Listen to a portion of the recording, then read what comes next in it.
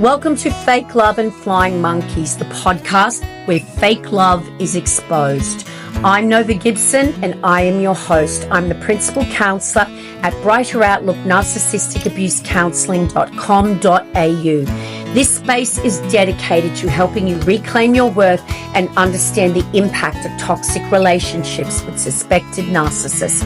You deserve clarity, healing, and freedom from the pain of fake love and flying monkeys.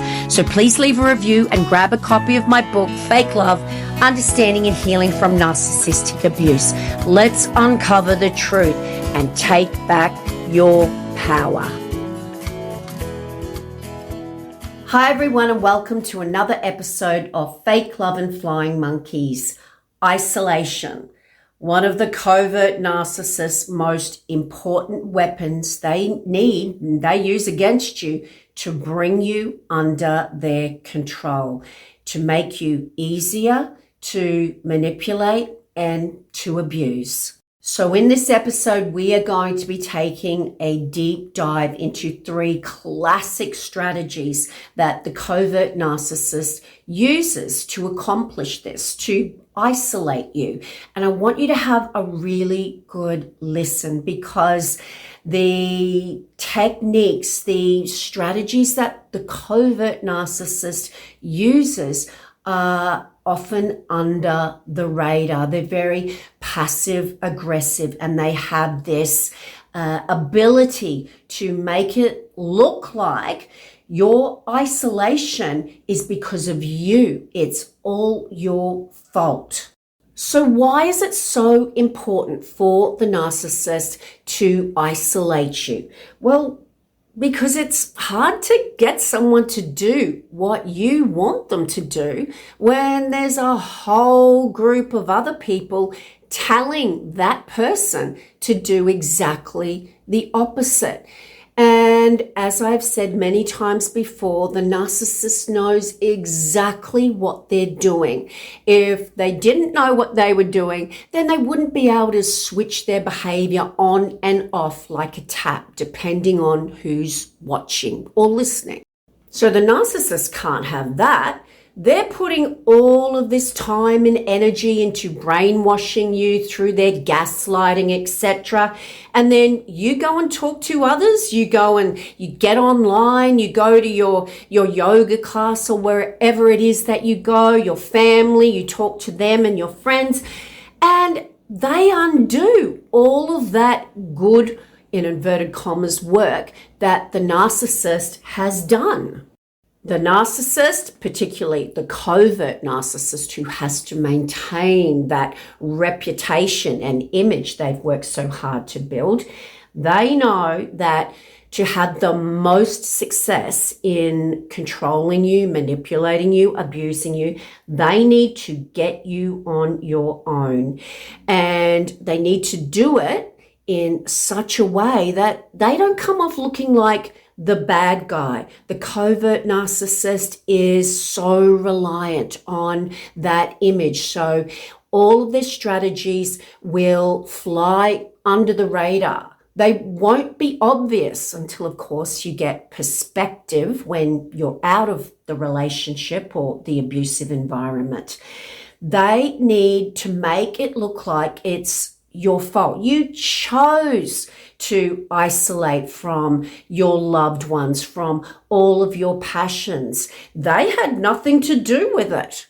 Or they will say that when they took you out of state or even to another country, that was for the best. That was for the good of the family and to get them up in their job into a higher paying position.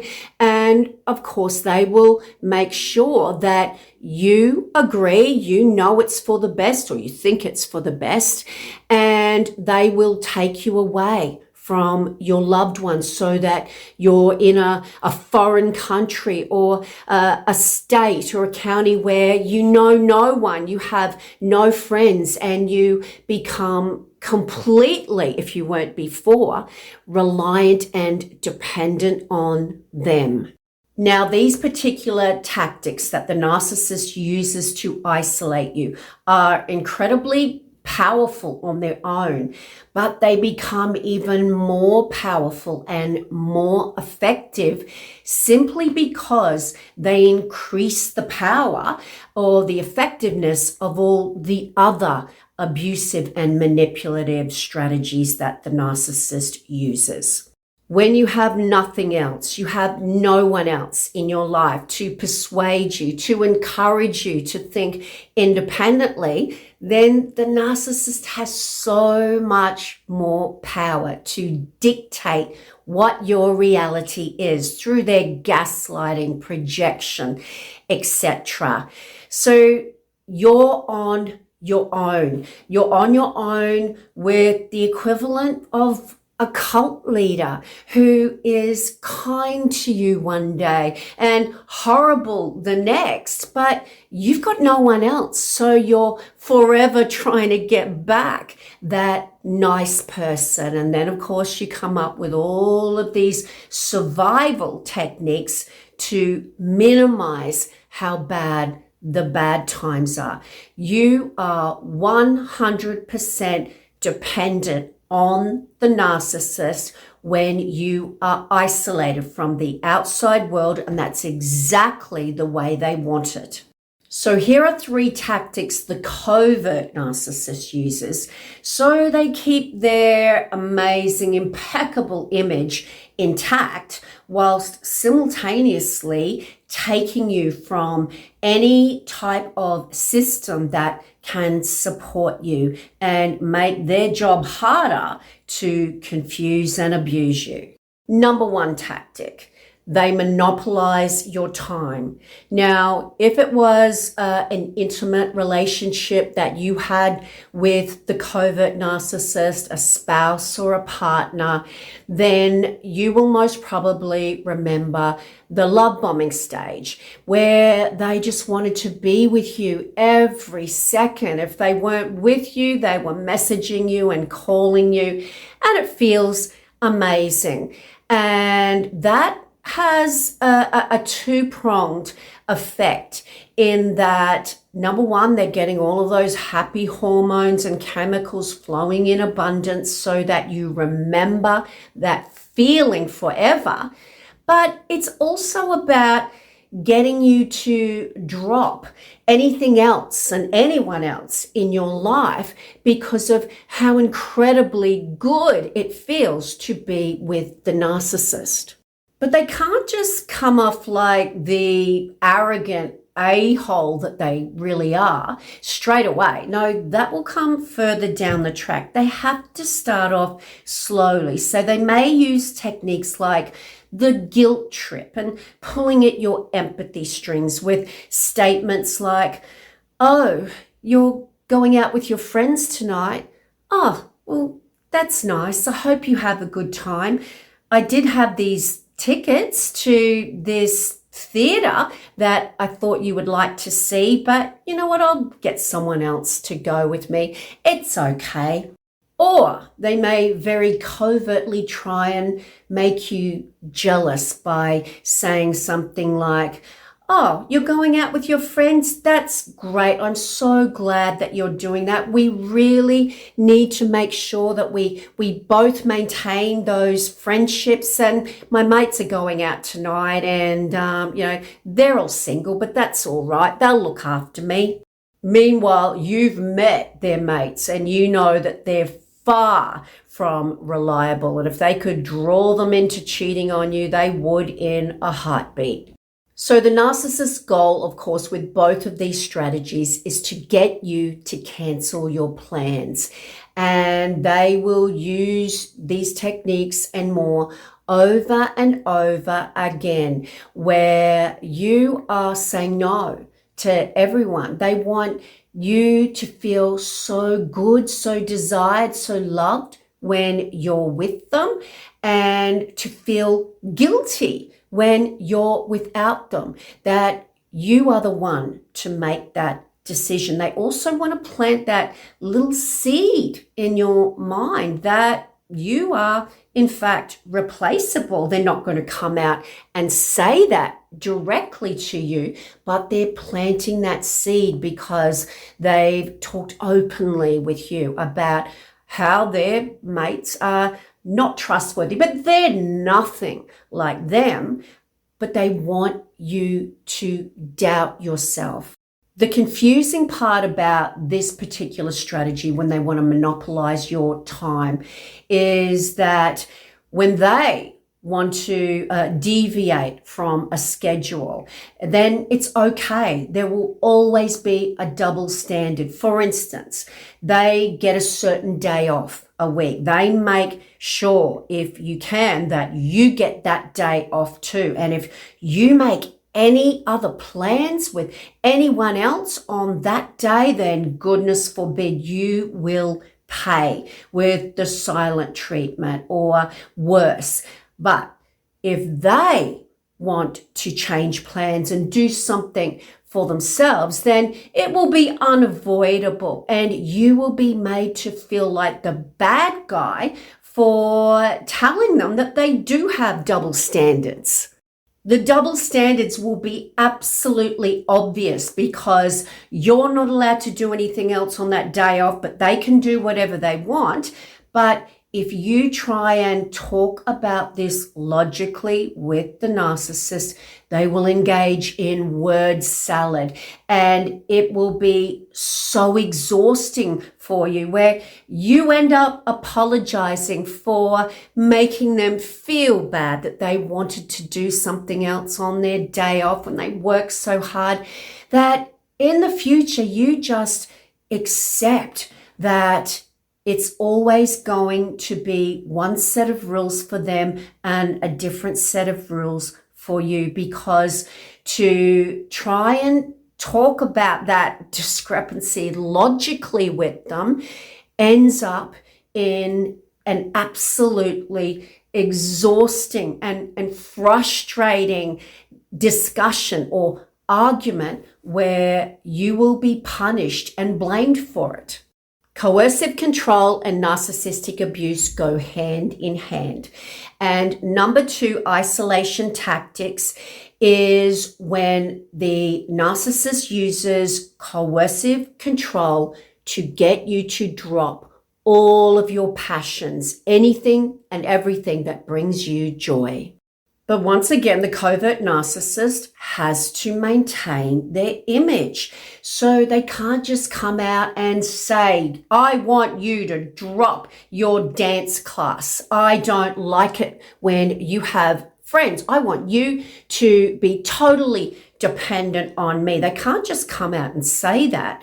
So instead of doing that coercively, they will give you the silent treatment every time you go to leave the house to engage in your passion, to do your dance class.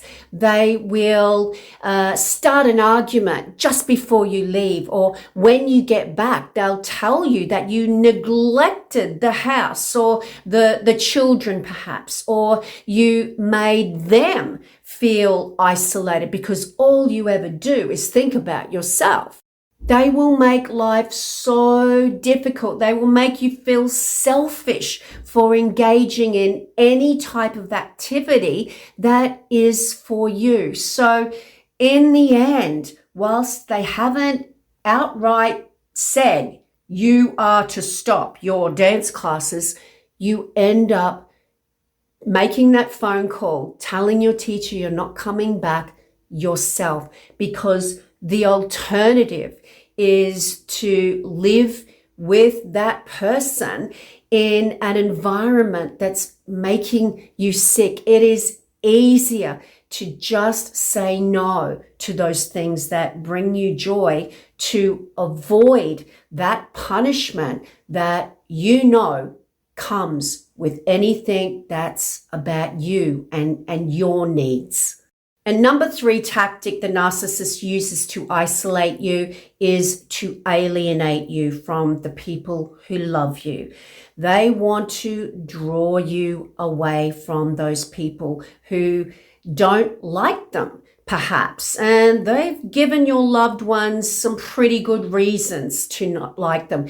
These people can see the changes in you. They're worried. They can see what's going on, or they just don't trust the narcissist. And you're trauma bonded to your abuser, and there's nothing they can do. They feel powerless. But because you're trauma bonded, you will come up with all of these ways to keep the narcissist in your life, such as minimizing the abuse, rationalizing it away, and even defending them.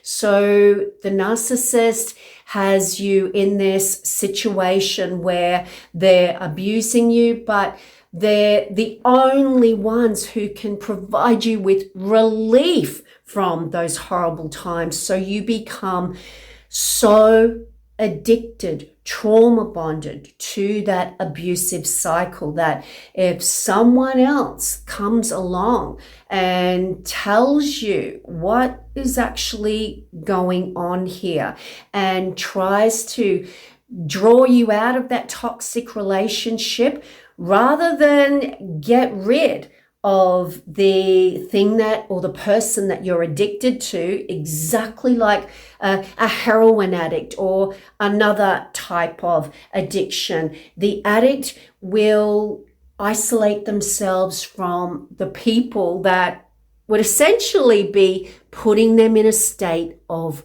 withdrawal. They're dependent on that drug, that narcissist, and the source of their addiction comes above everything. And the narcissist knows this. So they're able to alienate you because of that very powerful trauma bond. But they're also able to alienate you by convincing you or manipulating you into believing that those loved ones, those friends, are not what's best for you. They don't have your interests at heart. And the only person who really, really is 100% there for you is the narcissist.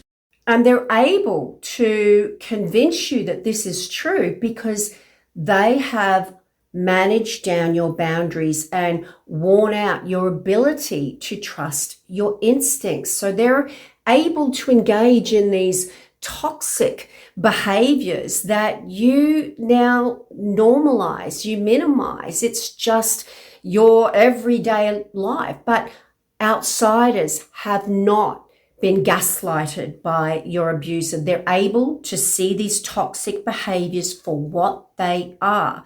So they start telling you exactly what they think about this person. And the narcissist then uses that to draw you away from them. They'll say to you, see, I told you, they hate me. They're always talking negatively about me.